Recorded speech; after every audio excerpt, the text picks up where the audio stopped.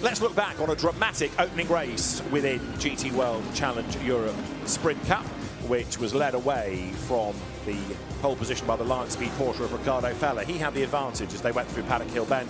Simon Birch had an early scare, 2 wheels on the grass. He just missed Robin Knutsen's Porsche, but later in the lap he wasn't quite so fortunate. There was contact between Luca Engschler and Mattia Michelotto as well. That turned Michelotto around, but worse was to come for Knutsen. Birch drilled him on the way to Sterling's. Barrier damage, a wrecked Porsche, and a red flag to sort out the mess. Robin Knutsen was okay. The cars came to the pit lane, and when we went racing once more, Feller started to build that lead, but gradually a steering issue started to intervene and he lost pace as further back Charles Weerts made progress going around the outside bravely of Dylan Pereira, who made a little mistake coming out of Sheen Curve. So the gap came down between Ricardo Feller and Arthur Leclerc.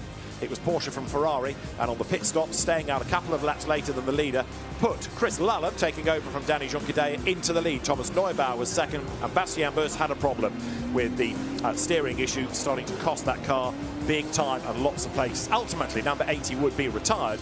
Buss unable to stem the tide of cars flowing past him, including Jordan Pepper, who pulled off one of the moves of the day to go around the outside at Hawthorns.